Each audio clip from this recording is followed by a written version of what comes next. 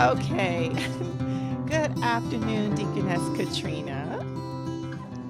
Hello, how are you today? I'm good. I'm good. So right before we started recording, we were having a good laugh and talking about all sorts of fun stuff, particularly about how doing podcasts makes one very vulnerable. And I have never heard that before, but I think that's a podcast that needs to be explored by people who do that kind of podcast. But so we won't go there. But vulnerability and agreeing to be the guest on a podcast is a wonderful concept. So maybe somebody will do that podcast one day. But today we are here to talk with you.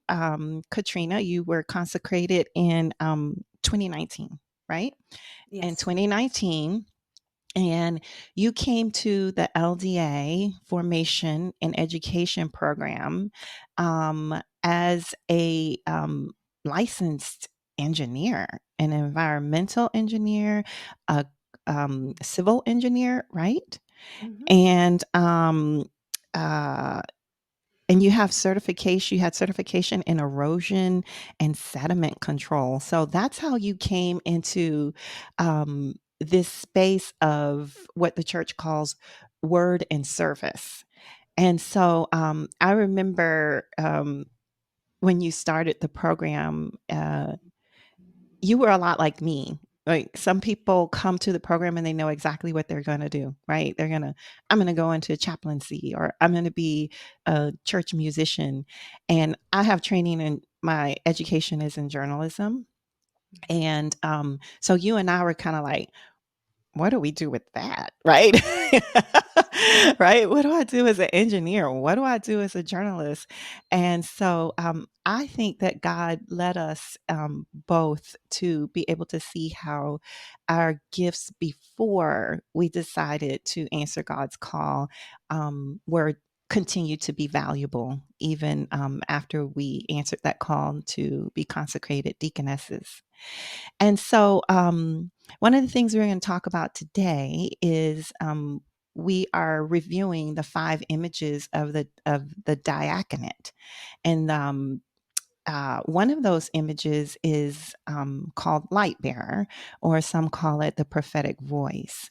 So, Katrina, why don't you share with everybody about how you merged those two together, how you found a ministry in the work that you've done before, and how it reflects light bearer or prophetic voice?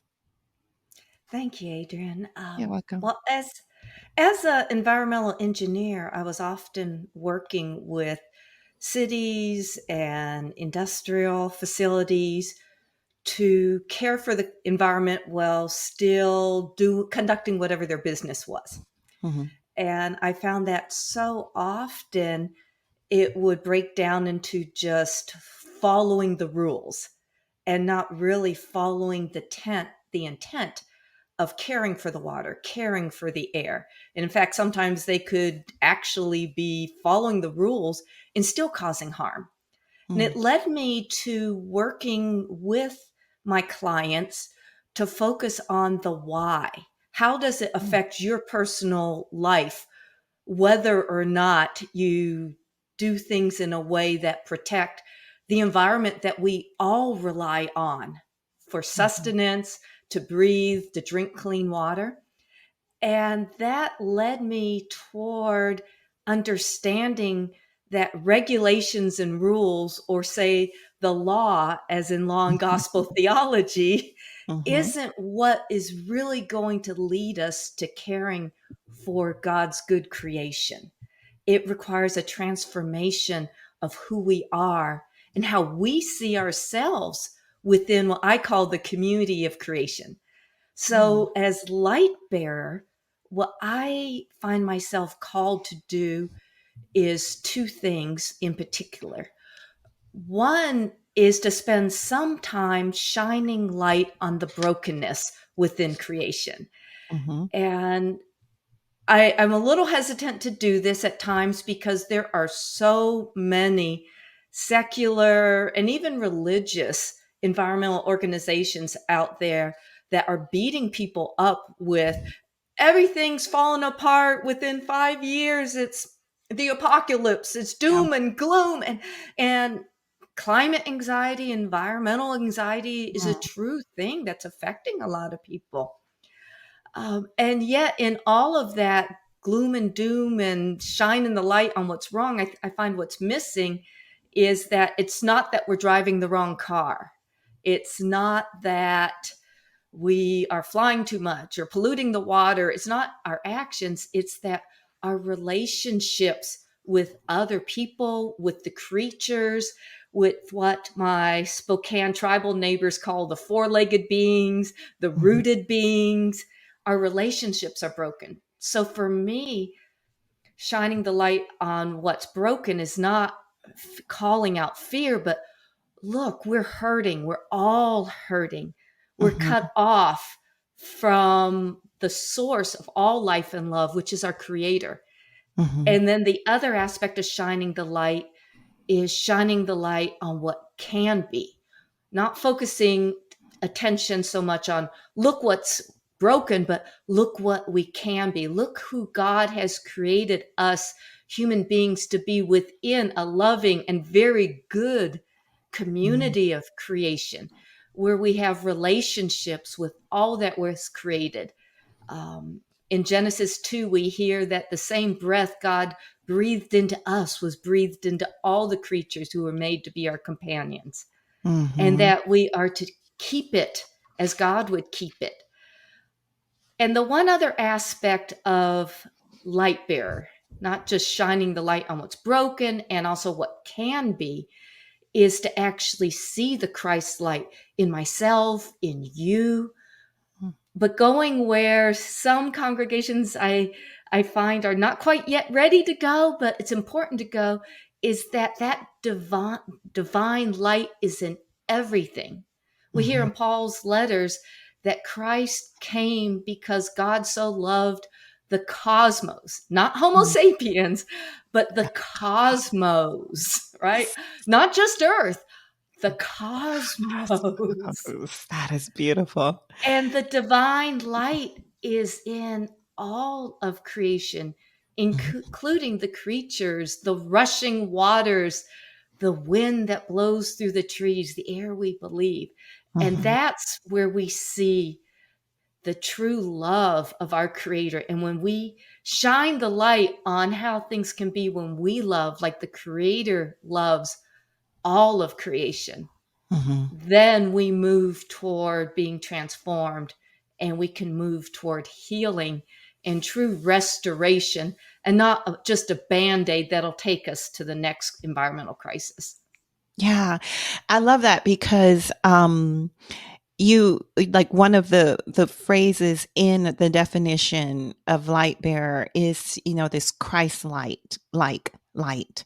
And Mhm, so I think you're right when you say some of your, um, I'm the same, when some of your congregations, they can understand God as creator, but then how is it, what is Christ like about our connectedness and our relationship with, um, Christ? And so you mentioned reconciliation, right? And mhm, that's what Christ came to do, right? Is to reconcile us back, right? With mhm. one another, with himself, and with God.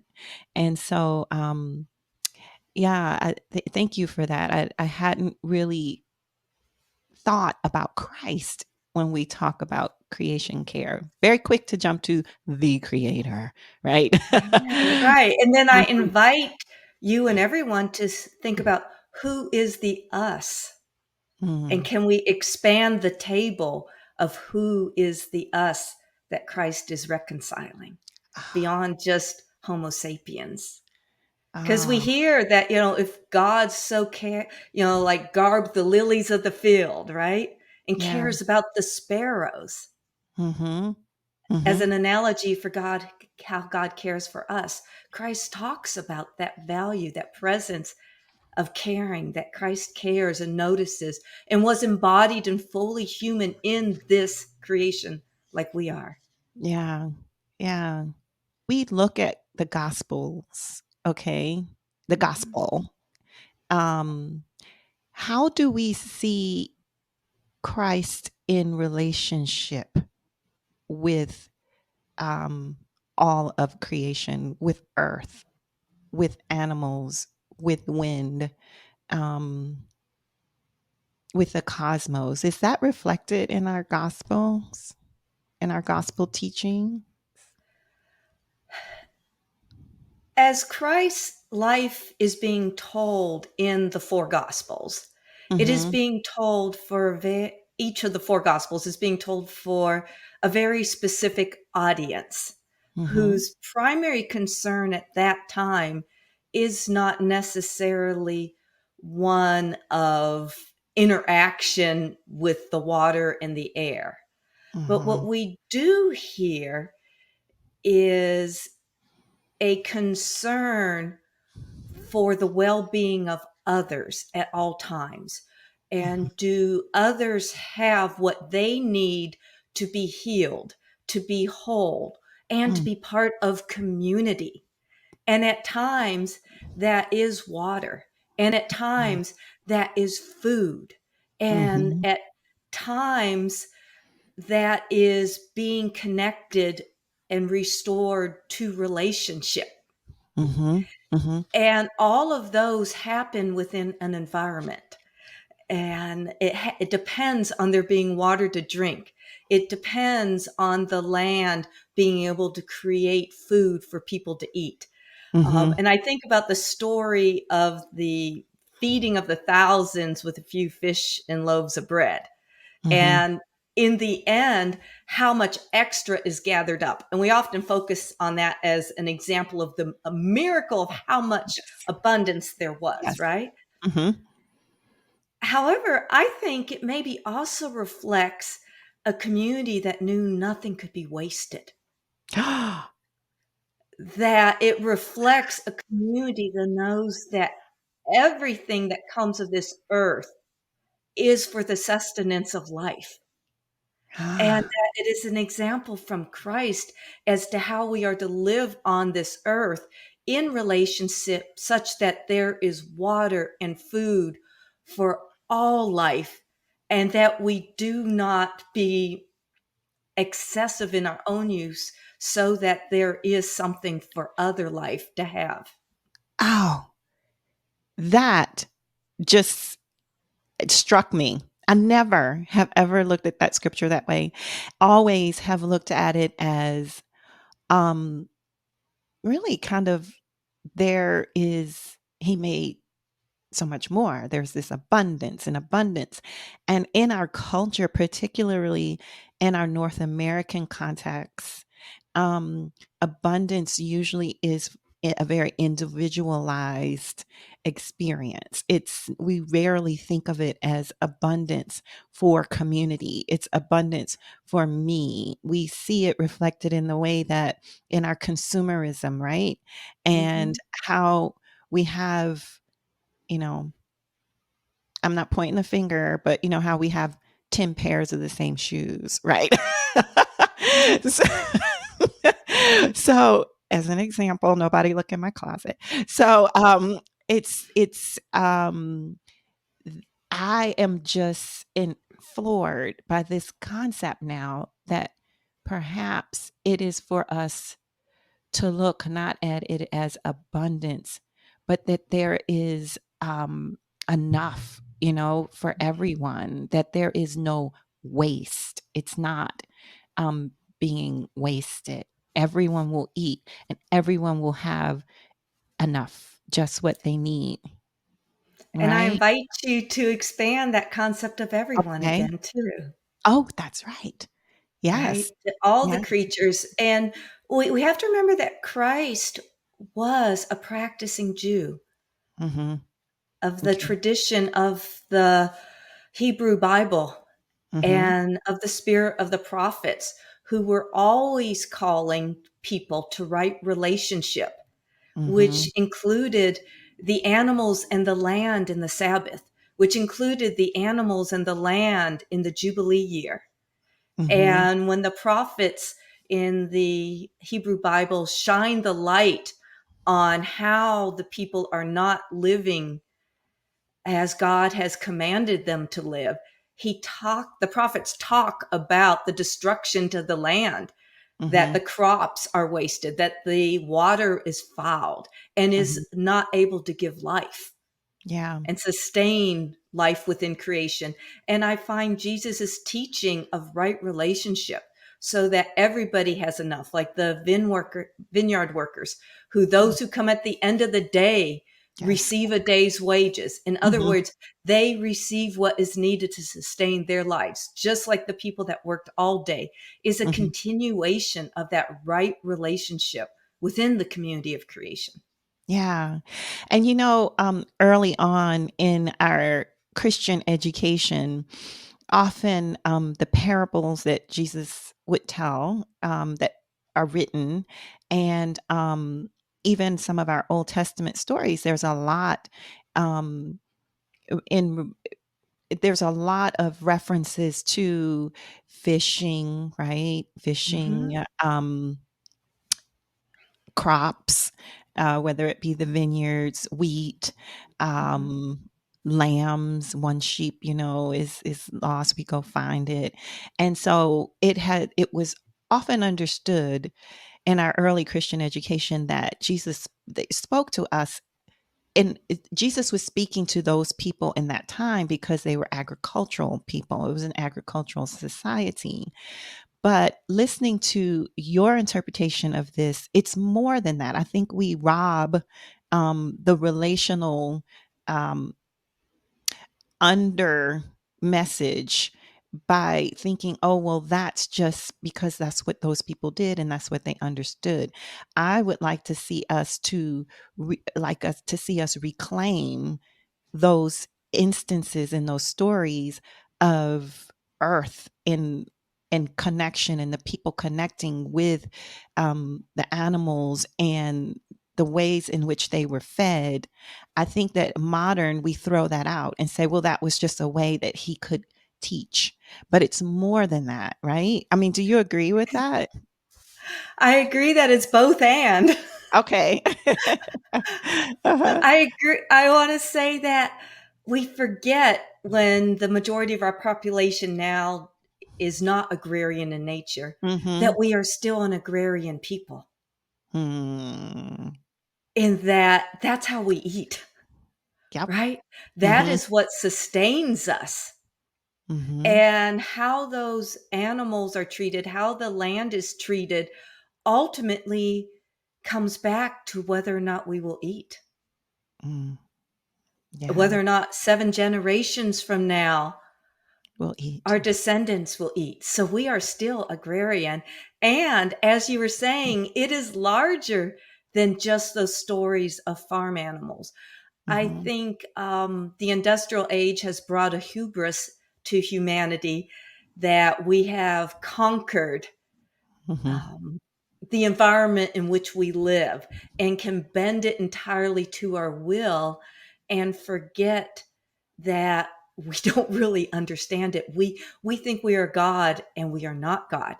Mm-hmm. Mm-hmm.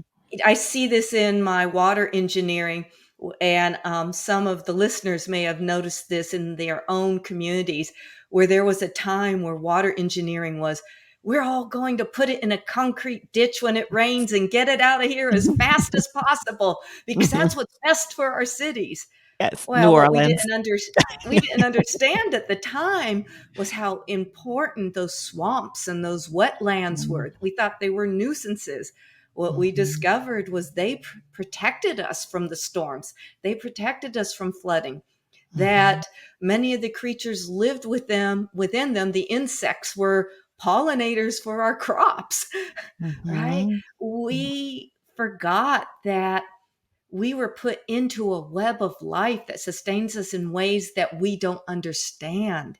Mm. And so we, even things like insects might be the Leviathan that we hear about in Job's and the Psalms that God created and plays with, the Leviathan standing as the monster that we don't understand. We maybe don't understand why mosquitoes are here because they're Yeah. pests to us, right? Yes. Mhm. I And ask yet that question all the time.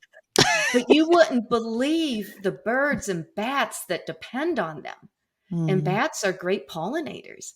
And if Mhm. we remove the mosquitoes, what are we Yeah. doing to the bats who Bats. pollinate Yeah. many of the things we love? And there's just this whole web of life that Mm. we are part of. To go back to your original question, that yes, it is extended beyond the agrarian examples of the Mhm. life in which Jesus lived directly, Mhm. to be a greater community of creation where all life has value and praises God by being what God created, who God created it to be, Yeah. who God created them to be. See, I have to even check my own pronouns. I continue to I love that. grow. Yes. It's funny listening to a Spokane tribal presentation on language. One Mhm. of the things they don't understand, and I should tell you that I live in Spokane, Washington. I Oh, realize that, and yes. Yeah. so I live on land that has been cared for since time immemorial by the Spokane tribe. Mhm. And one of the things they say they don't understand about English is there is no it pronoun in their language. Huh. So, like when they refer to the finned creatures or the four legged creatures or the rooted creatures, they use pronouns, the same pronouns they use for human beings, Humans. right? And so I am trying to learn from my Spokane tribal neighbors Yeah. how to reconnect that, Mhm. in a way that I lost by being displaced Yes. from the stories of the land from which I come. Mhm. Mhm. That's marvelous, and that just helps me to, um I think it reflects one of your blogs. You have a blog, you have a website, and I will reference that in the show notes. But you have a website, and you supply, you grant, you gift us with your musings and your blog, your words on creation.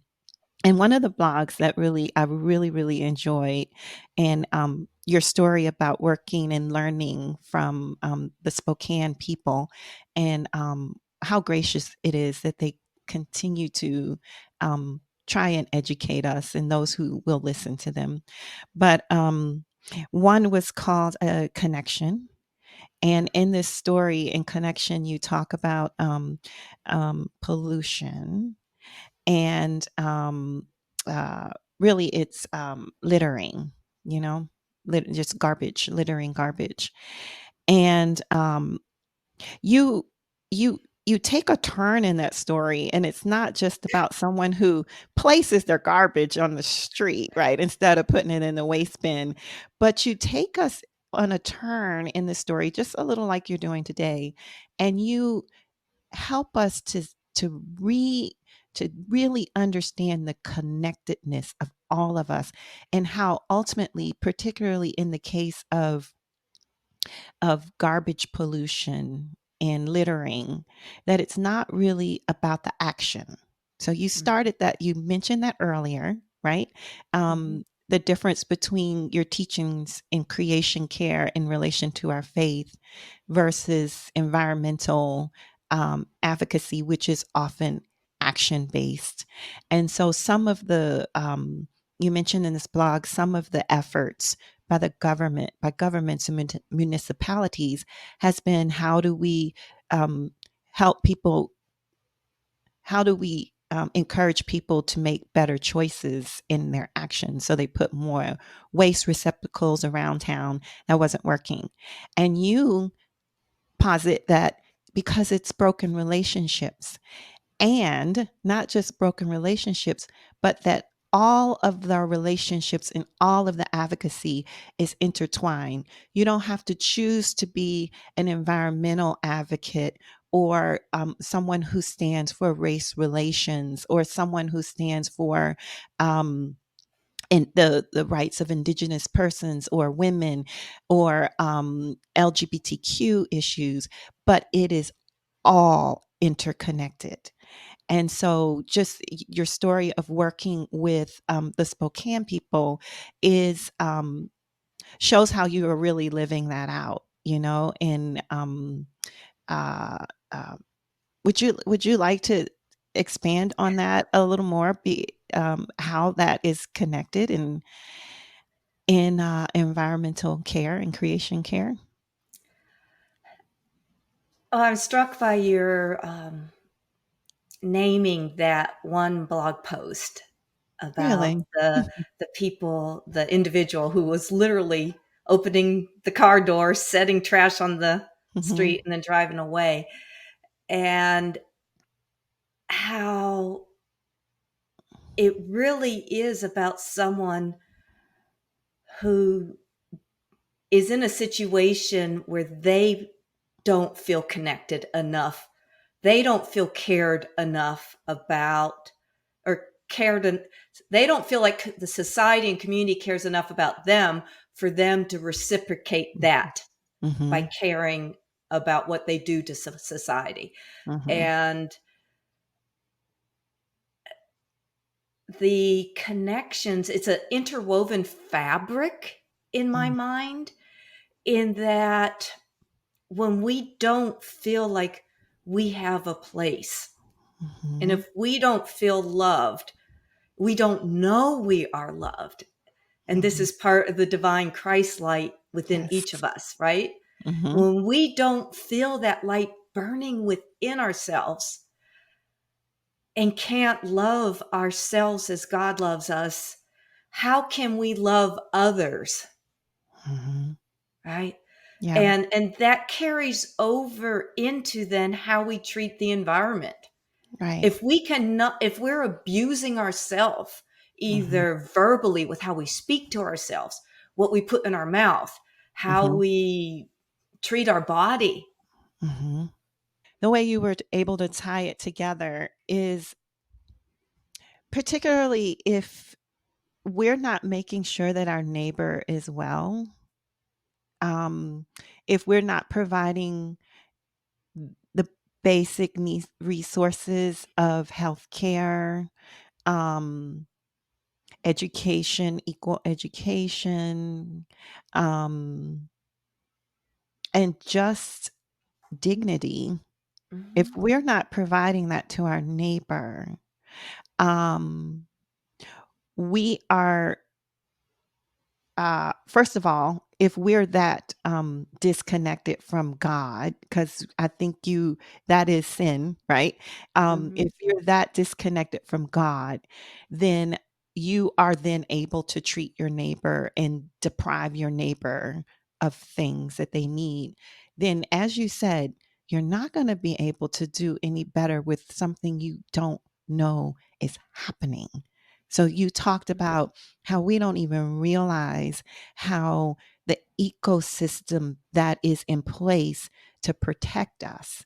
So if we don't even realize that thing is happening and we don't see it happening in the background, but we see someone who is hungry, we see someone who is mistreated because of their sexuality, we can't be expected to do well with the thing that is unseen. Mhm. Right? And so I Mhm. think that's what I gained from that blog post. And I appreciate it because I have often thought about, you have to choose your cause. And I think that whatever our cause is, it all points right back to relational connection and an expansive idea, an expansive understanding about who is God's creation, right? So, So, in that connection blog post that you're mhm, referencing, mhm, one of the things I was speaking to mhm, is that when we start talking about trash and waste, yeah, something I will hear occasionally is, look at all the unhoused people and their trash and waste that they're putting all over the place. Mhm. That's the problem. Mhm.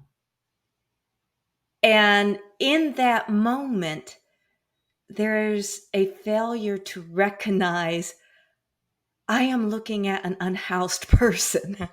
Yeah. right? Mhm. And I am looking at a person who has the Christ light in them. Mhm. And now we are getting to the gospel story of Christ healing of broken relationships.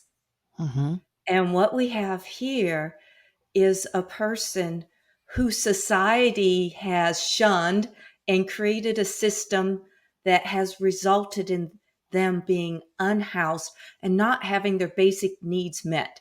Because if Mhm. you are unhoused, just try getting a drink of water or try having a place to go to the bathroom. Right. Okay, we are talking about basic human dignity Right. here.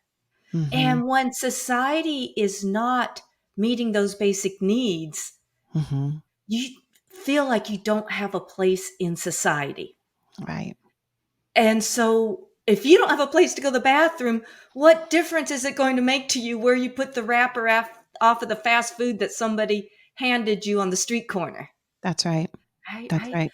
And so, Mhm. so many people think that creation care is about a bunch of project, about bunch of things. I have to do the right thing in Mhm. every situation, make all Mhm. these right choices, drive the right car, don't drink a straw, don't use right. And as long as it's that, it's going to be law and not gospel. Yeah. And we're always going to fall short, and we're always going to fail. And there's no one set of rules that will work for everybody because everybody's context is different. Yeah. All right. Mhm. Everybody interacts with the created world differently. But Mhm. when we weave caring for creation into who we are and let it transform how we see the world, and then weave it into, oh my gosh, there's a unhoused person. Mhm. What is broken in the system? Shining the light on what's broken in the system. Yeah. What can be different, shining the light on what can be different, because I see the Christ light in that person, and we heal that relationship with that person Mhm. and bring them back into community. Guess what? We've Mm. solved the waste problem too, Yeah. right? It's Ah. all relational. But Mhm. so much of what we do, we fail to see that we are constantly in relationship and interacting with the environment. As Yeah. you and I are sitting here right now, everything around us came from creation, Mm. right? These Mhm. glasses on my face, they're mostly made of plastic, which Mhm. means they're a petroleum product, Mhm. right? Now wrap Yeah. your head around that one, Yeah. right? Yeah. And Mhm. so every time, if I start changing my glasses all the time, like every year, just because I want different fashion, Mhm. think about how that connects me to pollution, Yeah. to climate change, Mhm. to the communities that live in areas near where oil and gas is being extracted, Yeah. to the indigenous peoples whose land was taken for it, Mhm. right? Now, I'm not going to give up glasses, Right. right? So the brokenness is in how we use oil and gas, how we extract it, Mm. Mm. right? So Mhm. how can we transform ourselves such Ah. that we use less of it and do it Yes. in a way that is life-giving versus life-taking? Yes. And so That's the transformation. that's it. And this is what I think your program, when you go into congregations and you talk with them through your project, Living Connections, I think this is what you shine a light on because it can be a little confusing to think, well, if it doesn't matter what I do, if, me separating my glass out from my paper, waste products. If it doesn't matter, then you just want me to go around having relations with people. Then how do then what do I do as a Christian? And I think you just in case the listener missed that, is you are asking people to transform how, because we have to use these things. We need these things. We've created these things and now they're necessary and they are a blessing. You can see better, right? With that pair of glasses on.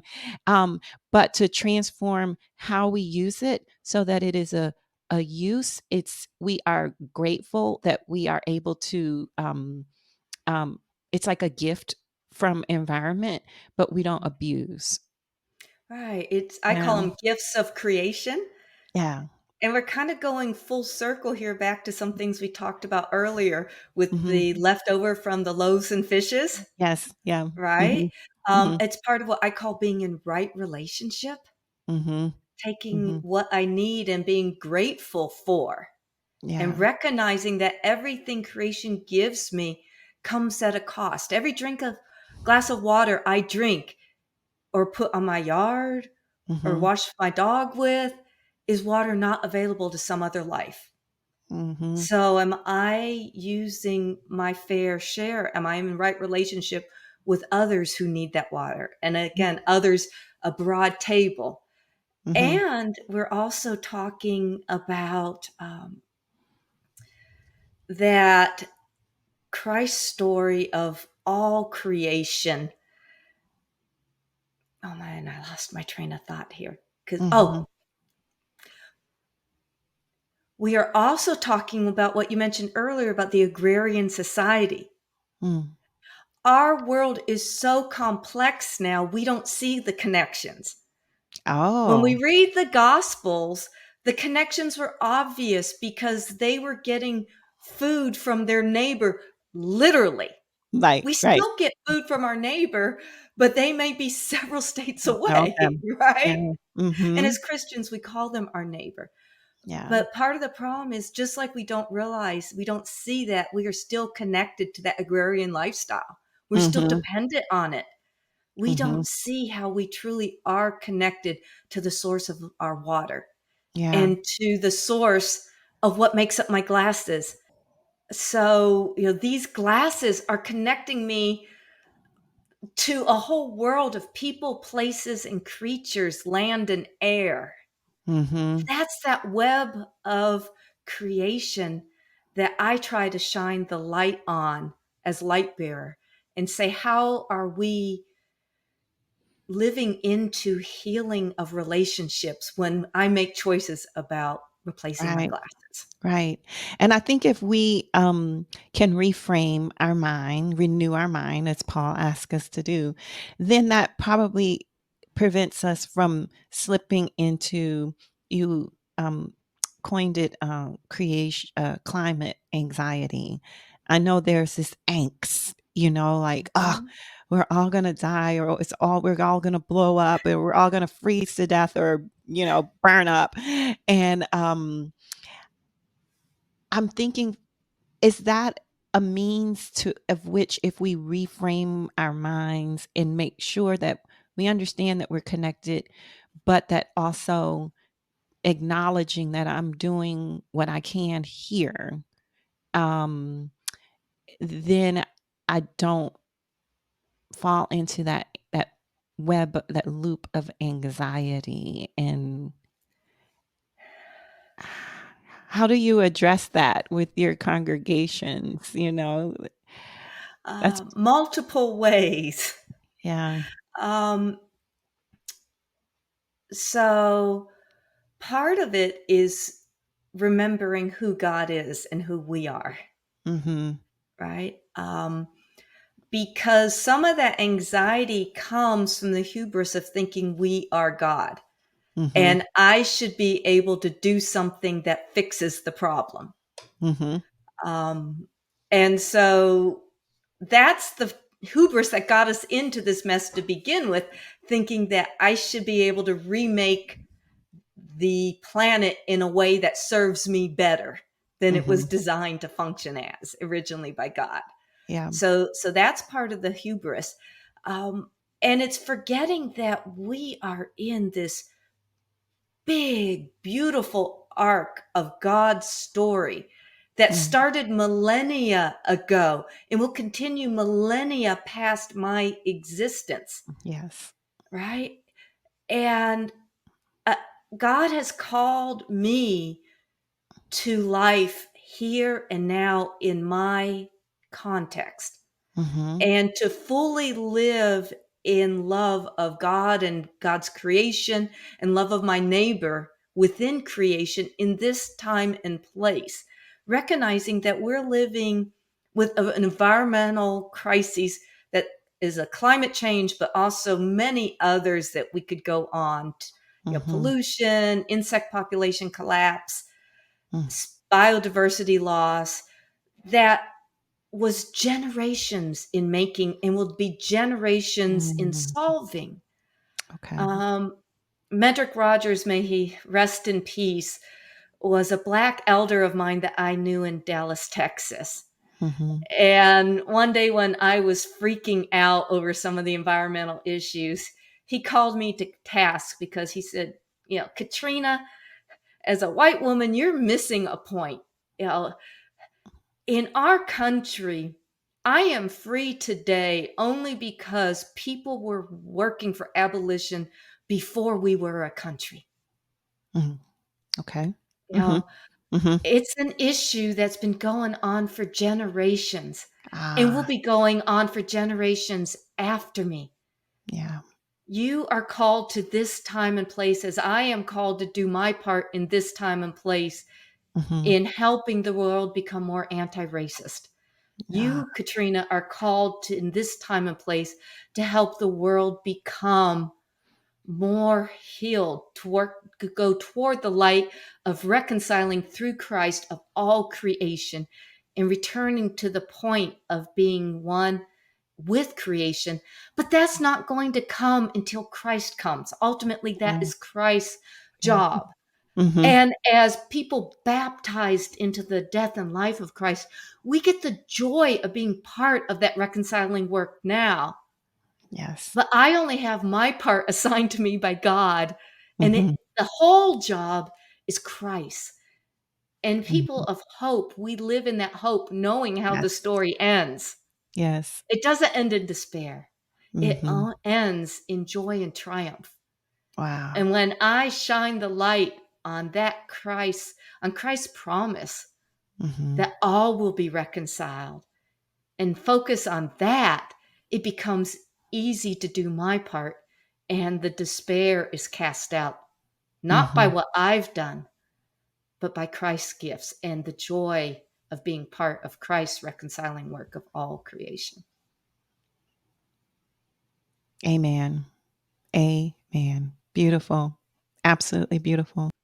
Earlier, I mentioned that both of us were really um, um, a little unsure about where we were going to go. Like we landed at the LDA, we Mhm. walked in the front door of that center in Valparaiso, Indiana, and we had no idea where to go from there. And we had all this wealth of experience that we walked into that door with. And I would say that both of us have watched God do wonderful work um, in helping us to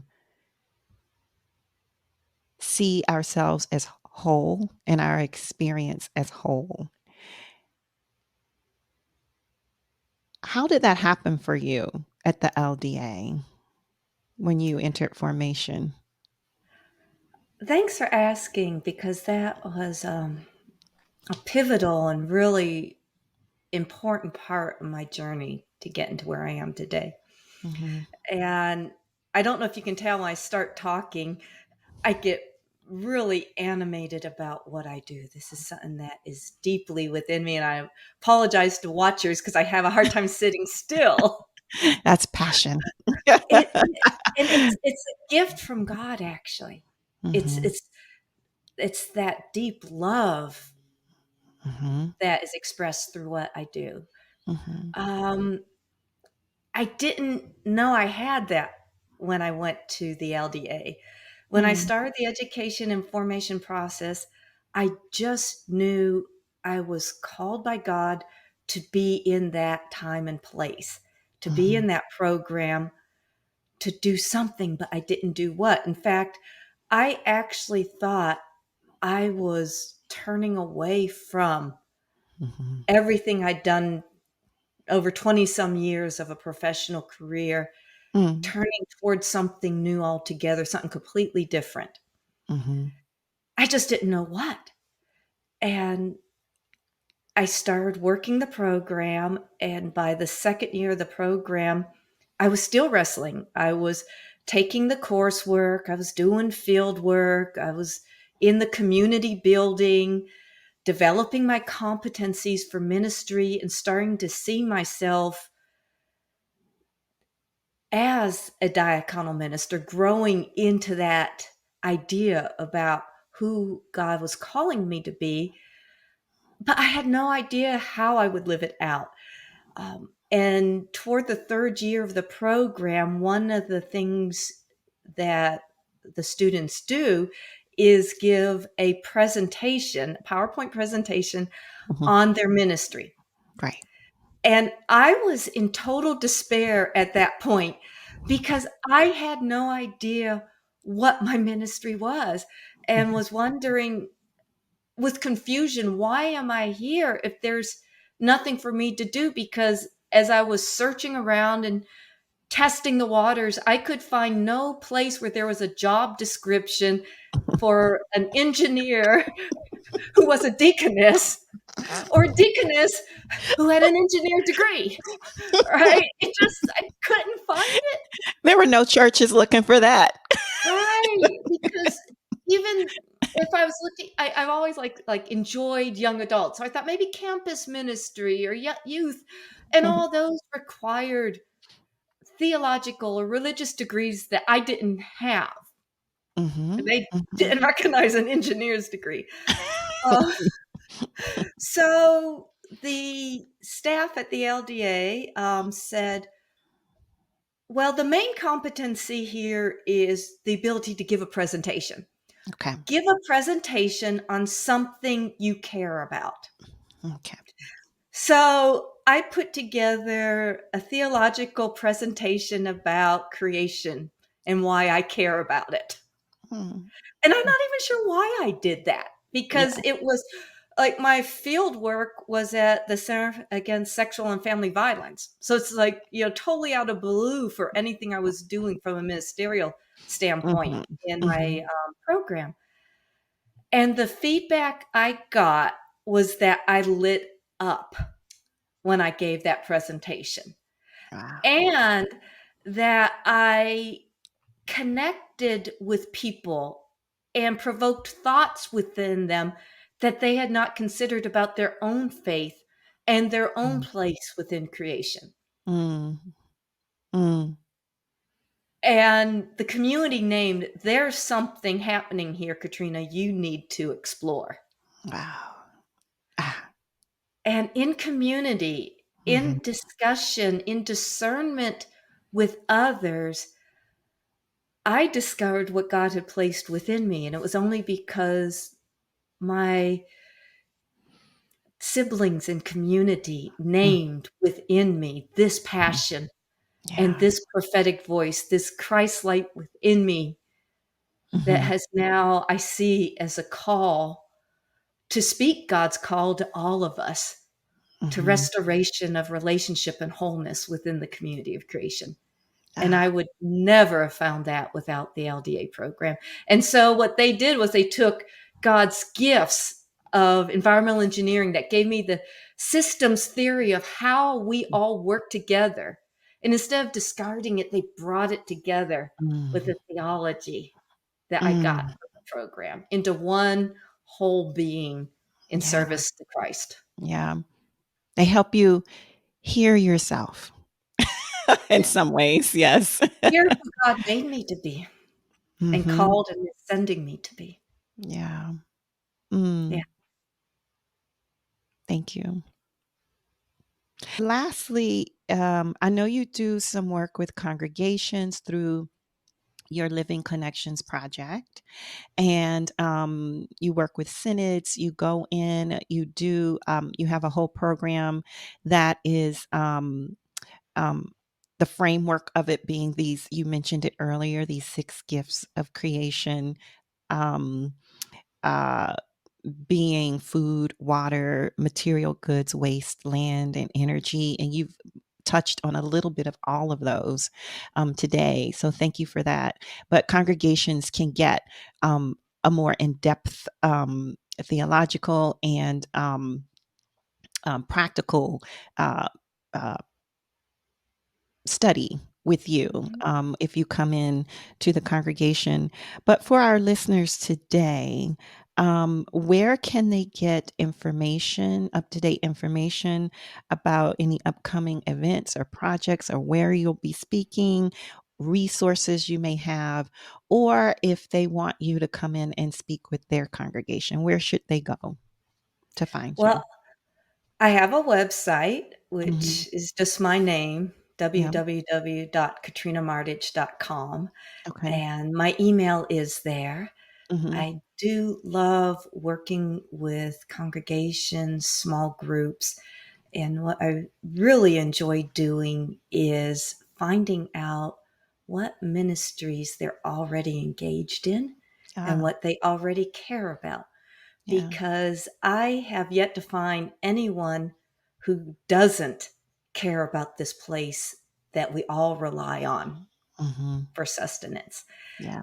And it's a joy to meet congregations where they are and help them weave caring for creation into what they're already doing. Okay. Mhm.